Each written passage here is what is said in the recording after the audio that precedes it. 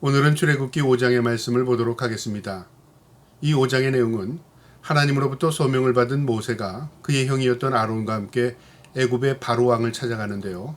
그리고 바로 왕 앞에서 이스라엘 민족을 이끌고 하나님을 경배하기 위해서 나가겠다고 했을 때 바로가 순순히 이스라엘 민족을 내보내지 않습니다. 그리고 이 일로 인해서 이스라엘 민족으로부터 또 봉분을 사게 되는데요. 그럼에도 불구하고 이 모세가 하나님의 말씀에 충성하고 순종하는 내용입니다. 오늘도 이 말씀을 통해서 충성이 무엇인가를 깨달을 수 있는 저와 여러분 되기를 주님의 이름으로 축복합니다. 5장 1절에 그 후에 모세와 아론이 바로에게 가서 이르되 이스라엘의 하나님 여호와께서 이렇게 말씀하시기를 내 백성을 보내라. 그러면 그들이 광야에서 내 앞에 절기를 지킬 것이라 하였나이다. 모세와 아론이 바로 앞에 가서 이 백성을 내보내달라. 하나님께 경배하고 돌아오겠다고 그렇게 전합니다. 하나님께서 그렇게 하라고 했습니다. 2절에 바로가 이르되 여호와가 누구기에 내가 그의 목소리를 듣고 이스라엘을 보내겠느냐. 나는 여호와를 알지 못하니 이스라엘을 보내지 아니하리라. 이 바로에게 이 반응은 당연합니다. 내가 하나님 모른다. 너희들은 하나님을 알지 모르지만 나는 하나님 섬기는 사람 아니다. 그러니까 내가 너희를 보낼 수도 없고 내가 보낼 이유도 없다. 그렇게 말한 겁니다. 3절에 그들이 이르되 히브리인의 하나님이 우리에게 나타나신즉 우리가 광야로 사흘길 좀 가서 우리 하나님 여호와께 제사를 드리려 하오니 가도록 허락하소서. 여호와께서 질병이나 칼로 우리를 칠까 두려워하나이다. 하나님의 명령이 우리에게 임했고 우리가 하나님을 경배하기 위해서 광야로 가야 하는데 우리가 하나님의 명령을 따르지 않으면 우리에게 전염병이나 징계가 있을까 두렵습니다. 그러니까 바로에게 허락을 받기 위해서요. 또 바로의 마음을 누그러뜨리기 위해서 이렇게까지 설명을 한 겁니다. 4절에 애굽 왕이 그들에게 이르되 모세와 아론아 너희가 어찌하여 백성의 노역을 쉬게 하려느냐. 가서 너희의 노역이나 하라. 이 애굽 왕 바로는 뭐라고 말하냐면요. 내가 이 백성을 놓아주면 노역, 이 일을 어떻게 내가 지금 진행하겠느냐 그 말이죠. 너희는 또 이 일로 인해서 쉬고자 원하는 것 같은데 내가 어떻게 너희들을 놔주겠느냐 그 말이죠. 그러니까 바로가 이스라엘 민족을 놓을 마음도 없지만 이 모세의 말에 순종하고자 하는 마음도 없었습니다. 하나님을 내가 모른다 그 말이죠. 그리고 내가 하나님의 명령을 따를 이유가 없다. 너희는 몰라도 나는 그럴 필요가 없어. 그렇게 말한 겁니다. 하나님께서 이미 아셨고요. 그렇게 할 거라고 모세에게 가르쳐 주었습니다. 5절에 바로가 또 이르되 이제 이 땅의 백성이 많아졌거늘 너희가 그들로 노역을 쉬게 하는도다 하고 바로가 그날에 백성의 감독들과 기록원들에게 명령하여 이르되 너희는 백성에게 다시는 벽돌에 쓸 집을 전과 같이 주지 말고 그들이 가서 스스로 집을 짓게 하라. 이제 바로가요. 너희가 이 일로 인해서 하나님 핑계로 너희가 광야에 나가서 쉬려고 하는 건데 내가 그것을 허락하지 않을 뿐만 아니라 내가 여유를 주니까 너희가 이제 좀 더 그 여유를 누리려고 하는 것 같은데 내가 너희에게 노역을 더하겠다. 그래서 이제 뭐라고까지 말하냐면요. 감독들과 기록원들에게 그들에겐 집도 주지 말라. 벽돌을 만들려면요. 지능만 가지고 벽돌을 만들지 않습니다. 이 벽돌을 견고하게 하기 위해서는 그 안에다 집을 다 잘라서 그것과 함께 이겨서 벽돌을 만들면 그 벽돌의 강도가 강해지거든요. 그러니까 벽돌을 만들기 위해서는 이제 이 애굽에서는 집을 제공했던 것 같습니다. 근데 이제 그것도 주지 말고 직접 너희가 그것을 다 거두어서 그것을 가지고 벽돌을 만들어라. 우리 너희 돕지 않을 테니까 너희가 그 일을 더 진행해라 그 말이죠. 8절에 또 그들이 전에 만든 벽돌 수요대로 그들에게 만들게 하고 감하지 말라. 그들이 게으름으로 소리질러 이르기를 우리가 가서 우리 하나님께 제사를 드리자 하나니 그 사람들이 노동을 무겁게 함으로써 수고하게 하여 그들로 거짓말을 듣지 않게 하라. 이제 바로가요. 이 모세의 말을 오히려 더욱더요. 괘씸하게 생각해서 이스라엘 민족을 보내지 않는 건 둘째치고 그들에게 노역을 더 강하게 해서 이스라엘 민족이 딴 생각하지 못하게 만들어라. 그래서 이제 노역을 더 가중시켜라 그 말입니다. 여러분 우리가 때로는요. 하나님의 명령을 따라 하나님 앞에 순종하고 하려고 할 때요. 오히려 그 일이 더 어그러질 때가 있습니다. 때로는요. 생각지도 않는 일로 인해서 더 짓눌릴 때가 있습니다. 그럼 우리는 어떤 생각을 하죠? 하나님, 내가 하나님의 일을 할 때 하나님 모든 일이 하나님의 영광이 되니까 순종하게 하실 줄 믿잖아요. 근데 그게 아니라 거꾸로 더 어려워질 때가 있다 그 말이죠. 그럼 우리의 생각에는 이런 생각을 합니다. 내가 이러려고 하나님 앞에 순종했는가? 또 아니면 하나님의 일을 순종하게 하시지 왜 내게 자꾸만 앞을 가로막는가? 이게 하나님의 뜻이 아닌가라고 생각하는 거죠. 우리의 생각은 항상 어떤 생각을 가지고 있냐면요. 하나님의 뜻은 순종하다고 생각합니다. 하나님의 명령을 따르면 쉽게 이루어진다고 생각하는 거죠. 그렇지 않습니다. 하나님이 이미 다 아십니다. 그러나 하나님께서 이 모세를 사용하는 것은요. 그에게 충성스럽게 그 일을 감당하게 하시는 것이고요. 하나님은 역사를 이루시는 분입니다. 이미 모세가 어떻게 할 것이 또 하나님이 아셨고요. 바로가 어떻게 반응을 보일지도 하나님이 이미 아셨습니다. 그러나 하나님은 그 모든 것들을 아시고 그것을 통해서 또 합력하여 선을 이루시는 역사를 하나님이 이루시는 분이십니다.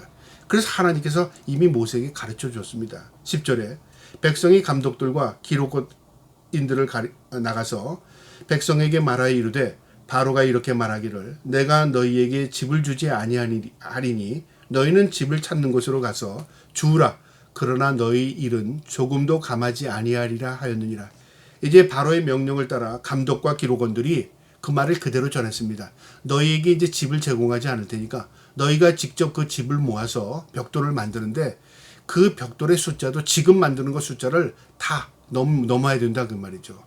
이 일을 하기 때문에 일을 못하고 그게 통용되지 않는다 그 말이죠. 그러니까 일이 가중된 겁니다.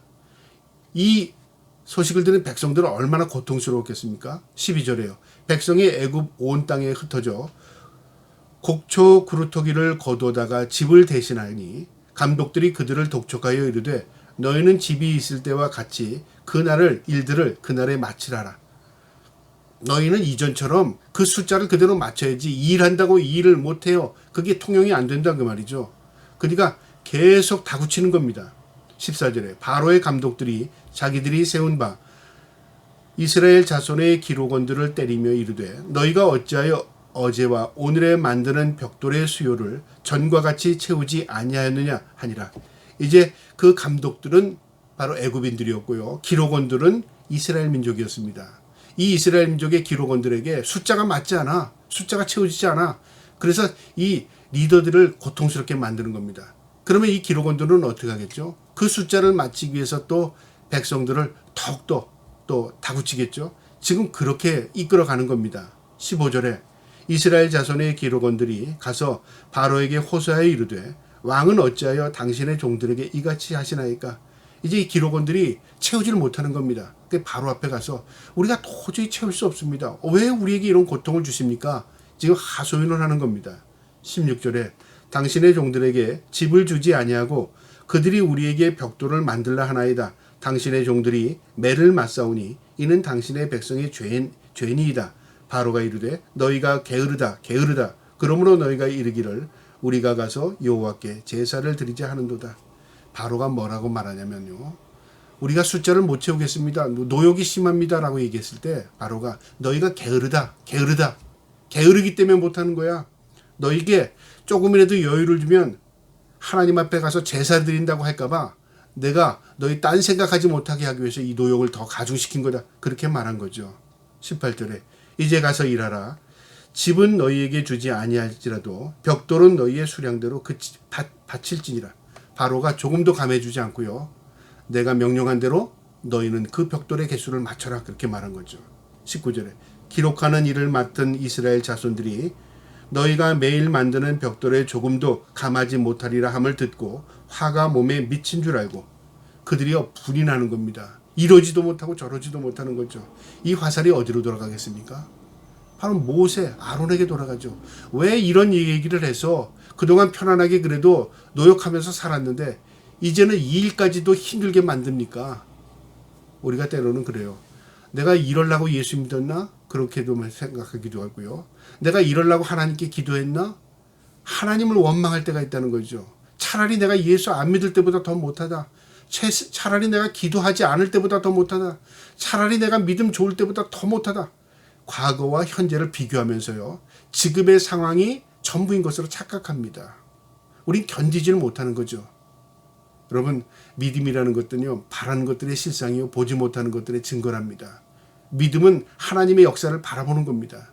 그래서 때로는요, 현실감이 없어 보여도요, 그것이 시간이 되면 놀라운 역사로 나타납니다. 이스라엘 민족은 지금 더 곤욕스럽게 됐습니다. 하나님이 뭐고 둘째치고 우리를 이렇게 고통스럽게 만들려고 이 일을 행했느냐? 그래서 모세와 아론을 원망하게 되는 겁니다. 20절에요. 그들이 바로를 떠나 나올 때에 모세와 아론이 길에 서 있는 것을 보고 그들에게 이르되 너희가 우리를 바로의 눈과 그의 신하의 눈에 미운 것이 되게 하고 그들의 손에 칼을 주어 우리를 죽이게 하는도다. 여호와는 너희를 살피고 판단하시기를 원하노라. 너희가 지금 우리를 죽게 만들었다. 고통스럽게 만들었다. 하나님이 아신다 그 말이죠. 사실 모세와 아론은 하나님의 명령을 수행하는 자들입니다. 그런데 하나님의 명령을 수행했더니 백성들이 호응하는 게 아니라 백성들이 더욱더 고통스러워하면서 모세와 아론을 욕하고 있어요. 여러분, 우리가 모세와 아론의 입장이라면 어떡할까요? 하나님 원망하지 않겠습니까? 때로는요, 이게 아닌가 착각하지 않겠습니까? 그런데요, 우리가 충성한다는 게 바로 이겁니다. 하나님께서 하시고자 하는 일, 하나님의 영광이 되는 일, 하나님의 뜻이 있는 일이라면 묵묵히 그 일을 수행해 나가는 겁니다. 그걸 통해서 하나님이 역사를 이루고요.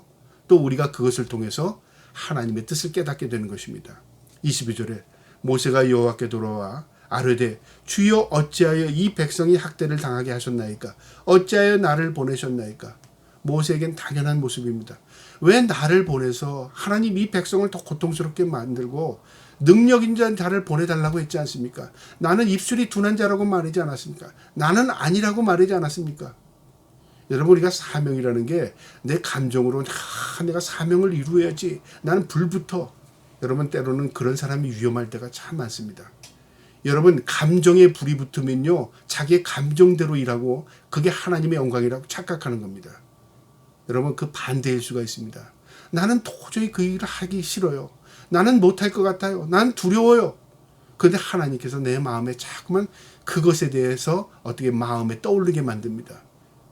그래서 오프라 윈플리라는 사람이 그렇게 말했죠. 토크쇼 하는 오프라 윈플리가 눈물이 머무는 곳에 나의 사명이 있다는 말을 했습니다. 참 좋은 말입니다. 눈물이 머무는 곳입니다. 내가 그것을 내가 해야 한다고 생각합니다. 근데 내게 능력이 없어요. 내게 아무것도 어떤 것이 없어요.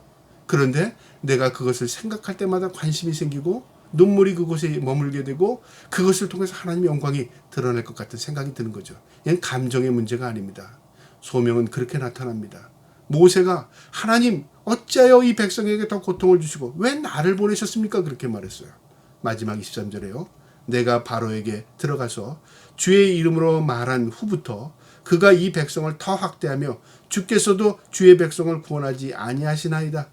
내가 바로에게 가서 이 말했더니 바로는 더 펄쩍 뛰면서 백성을 더 괴롭히고요. 이 일이 차라리 일어나지 않은 것보다 백성은 더 고통스러워합니다. 왜 이 백성을 구원하지 않습니까? 하나님이 능력이 없어서 구원하지 못하실까요? 하나님이 이걸 몰라서 하나님께서 이렇게 하셨을까요? 아닙니다. 하나님이요, 바로도 도구입니다. 하나님을 모르는 바로도 하나님의 도구로 사용하셔서 이스라엘 민족이 이 애굽을 뒤도 돌아보지 않고 떠나게 하시려는 하나님의 섭리가 있었습니다. 여러분, 우리는 현재 일만 바라보고 판단합니다. 그러나요, 시간이 지나게 되면 그때 그런 일이 있었던 것은 하나님께서 하셨구나 깨달을 때가 있습니다. 그래서 우리가 하나님을 믿고 신뢰한다는 것은 머리에 있지 않습니다. 하나님을 우리가 확신하는 것입니다. 그리고 하나님을 이루실 걸 믿는 겁니다. 참 신비로운 겁니다. 그래서 믿음은요, 머리에 있지 않습니다. 믿음은 심령에 있습니다. 마음에 있습니다. 믿어지는 겁니다. 저와 여러분이 그런 믿음으로 살아갈 수 있기를 주님의 이름으로 축복합니다. 아멘.